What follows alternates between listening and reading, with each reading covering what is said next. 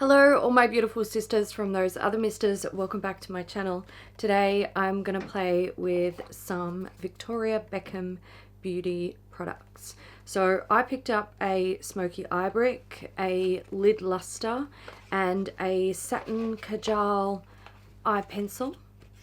I'm going to demo these today. I have already played with them. I know how I feel about them and yeah, let's just get into it. So the Smokey eye brick that I picked up is in the Color Story Tweed. No surprise, if you've been watching me for a while, you know that this is a Hayley Color Story to a T. I love me some red and purple looks. The first look that I actually created with this was exactly the same as the look that I created in the Besame Sleeping Beauty video, except like better. So a little bit of info about these. They retail for $54. They do have 4 shades in them. It's a satin matte formula, so when you look at it, it kind of looks like there's a bit of sparkle on there. I'm not really, oh yeah, you might be able to pick it up, but when they go on the eye, it's like it goes on looking matte. So I'm pretty sure that sort of sparkle in there is probably an ingredient that helps with blending, because these do blend very nicely. It is a very small little eyeshadow palette. I didn't expect it to be big when I ordered it, but I was surprised by the size of it. I think it's cute as hell. The packaging is all metal. It's made out of brass, so it's nice and weighty. There is a little mirror in there. It's a nice quality mirror. There's no distortion or anything like that. I'm going to give these a swatch so you can see what the shades look like out of the pan. So this one is Caramel, followed by Cashmere. Then we have Oxblood, and the last one is Rust. So there's the shades. I know that those swatches might be making you think, oh my god, what the fuck, they look atrocious, or some of them do at least. However, it's not an indication of how they actually apply with a brush. Before I put these on my eyes, I will say I firmly believe that Cashmere, which is this one here, and Oxblood, which is the purple, they feel much more firmly pressed in the pan than Caramel and Rust. So I think these have potentially been pressed individually. I can't be sure of that. I didn't manufacture it, but that's just something that I'm assuming based on how they swatch and apply. I'm going to start with Caramel, but before I go in on the eye, I just want to show you what happens when you pop a brush into that particular shade. You do get a little bit of kick up. However, it's not like if I turn the palette, you know, straight, so product could fall off, you can see that it doesn't. So it's not so much kick up that it's gonna, you know, you're losing product, but you get a little bit. That also happens a little bit with the shade Rust, but not so much with the 2 darker shades. That's another thing that sort of made me think maybe they're pressed differently. So starting with Cashmere, I'm just popping it in the crease and bringing it a little bit further up towards the brow.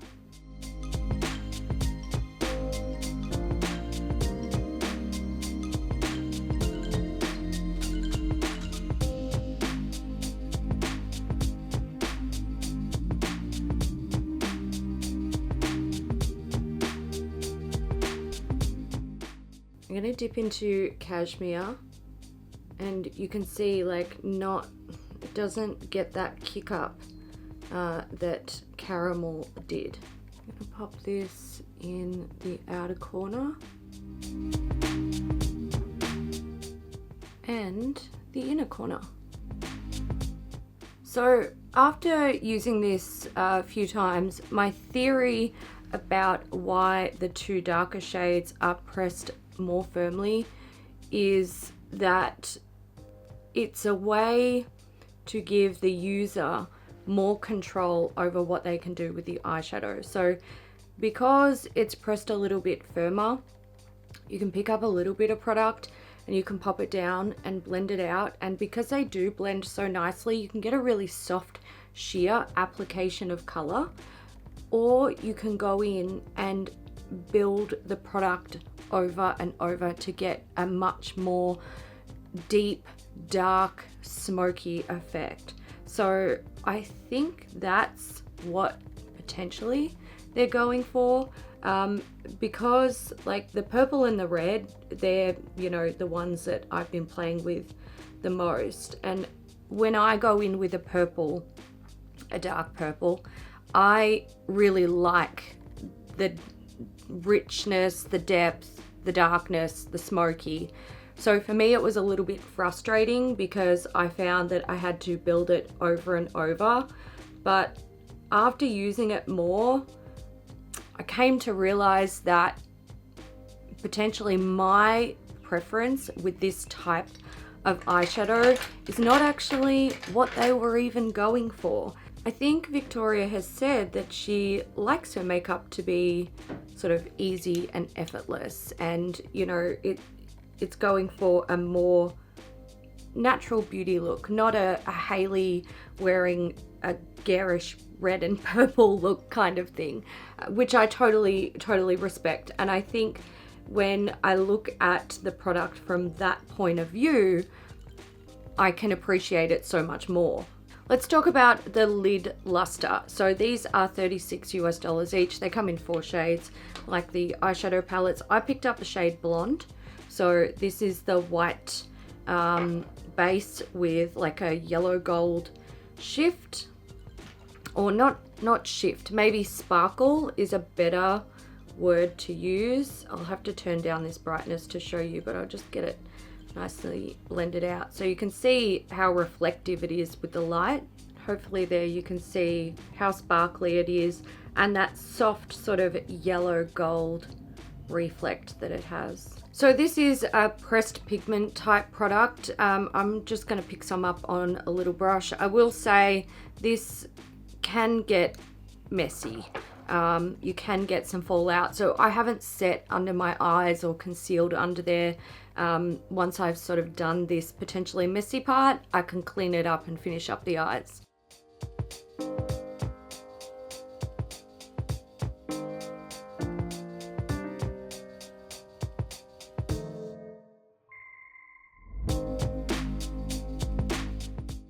And I'm just going to take a little bit more of Cashmere and sort of blend those guys together.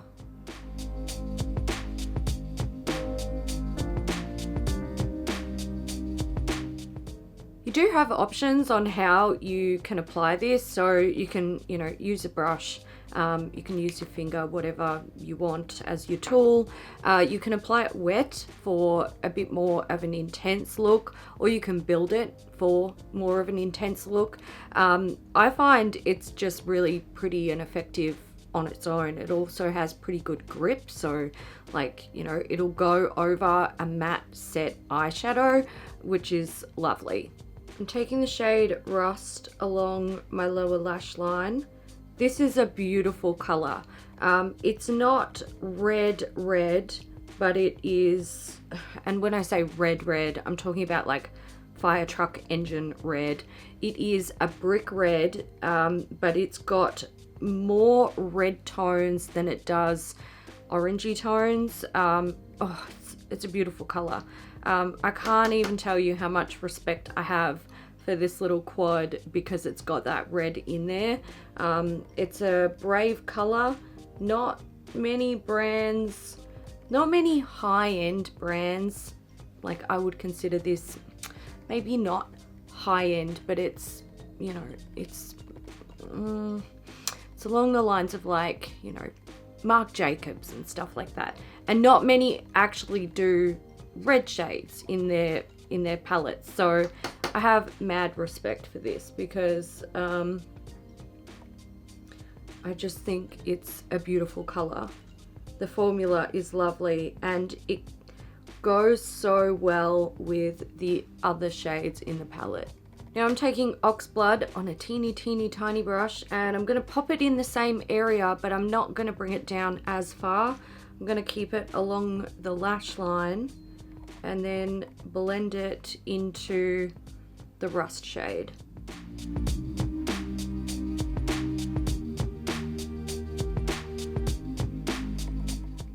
Satin Kajal liner. So this is in the shade Bordeaux and these come in 3 shades. There's a black, like a goldy bronze, and this guy, which is a, where are you? There you are. It's like a wine sort of red shade. It literally, like, it gives me like the spine tinglies. I love that color. So these retail for $26. I will say I'm going to do something that will require a little bit of concentration, so I don't want to talk while I'm applying this. It says it's a long wear, waterproof, you know, tested and all that stuff. I would say, okay, I've used this 2 ways. I've used this on my waterline. I've tight lined with it. So waterline is like this little line in here. Tight line is the same one, but at the top. And then I've also used it on my skin. So as like a liner along my top lash line and my bottom lash line. This on my waterline or my tight line, it doesn't last and I tend to get a bit of running with it. Along my skin, it's great and it wears beautifully. So take that as you will. Now, when you buy one of these, you do have the option of getting a free sharpener with it. So you can either choose the pencil with the sharpener or without the sharpener. The sharpener is just a standard little sharpener. I'm going to line with this along my top lash line, and then I'm going to create a wing with this product and a brush.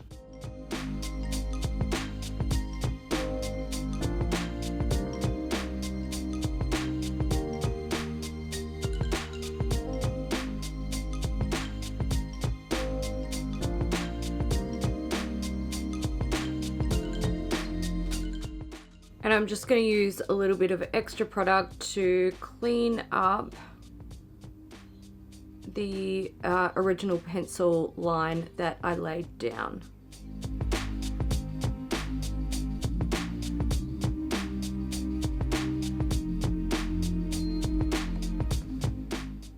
Oh, you're beautiful. That color is so divine. Okay, I'm going to tight line up here with a black pencil. I did not get the one from Victoria Beckham Beauty. I'm using the black core pencil from Linda Hallberg. And I'm taking Dip Down from MAC, which is just a brown fluid line. And I'm going to use that along my waterline, my lower waterline.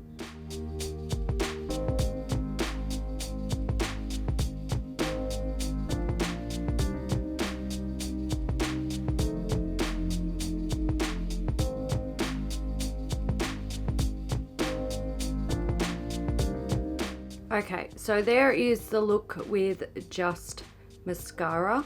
I'm not actually digging it with this lip. I feel like it needs a more cool toned lip. Be right back. Okay, here I have NARS Camden Girls. I'm just going to pop this guy on. So this is a velvet lip glide. It's kind of like a moussey gloss. It's kind of strange. It doesn't really dry down matte, but it's not super duper glossy. It's gonna look pretty glossy because of the lights that I'm under, but these are really comfortable and lovely, and I'm just taking off the excess to soften it down a little bit. Okay, I'm actually not going to chuck on lashes because I feel like that actually goes against what this brand is. Now, of course, like, you know, you use makeup however you want, but the vibe that I get from this makeup, and like what I've heard Victoria talking about and what I've read on their website, this is meant to be effortless makeup. It's meant to be stuff that you can totally create like no makeup looks, or you can add some sparkle with the lid lustres. You can add a pop of color with the pops of colors in the palette. But this, I think this is meant to be like effortless beauty, and I kind of love that, and I get it. When I first used the palette with what do we got, Oxblood and Cashmere, I was kind of like, is the pigmentation bad on this? Because that's really sad. These are expensive. But then I realized that they actually build really well. They blend beautifully, and it's not, I'm so used to creating YouTube makeup. So makeup when you're sitting down in front of a camera. I currently have 1, 2, 3, 4, 5, 6 lights surrounding me, lighting up this room, and it washes everything out. And to combat that, you apply more, and you always go bolder and bigger and crazier. And it's really easy to sit down in front of a camera and be completely out of touch with like natural or like real life makeup, what you would wear in real life. Even now, looking at myself in the mirror, I look at it and I'm like, it's not really like, it's not what I would wear in public. I have applied more so that it shows up better on camera, but on my little screen, I think that looks really pretty. That's a nice, not too over the top, appropriate look for this type of palette. And then I've put my little twist on it with like the, you know, burgundy liner, because I like that kind of thing. So with using this palette, I've had to sort of go back to like my roots where I started with makeup, where, you know, I was using lots of nudes and lots of colors that just enhance natural beauty or enhance yourself.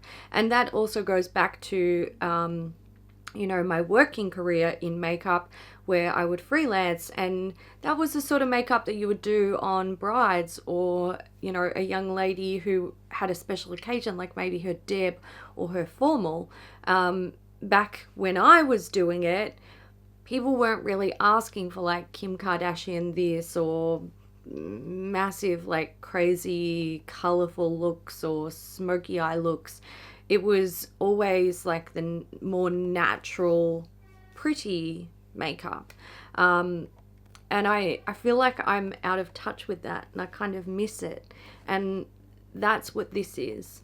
So if you are the type of person who, you know, you don't need crazy intense pigmentation, and you do like a more soft, pretty, wearable look, I think you would like these products.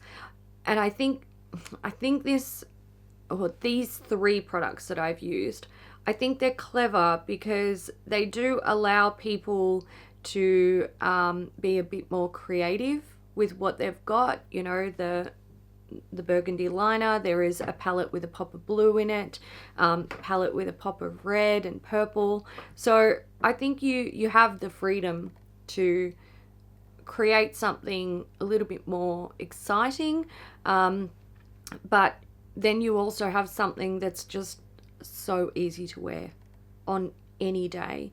Getting up late for work, but you still want a little something, it's easy.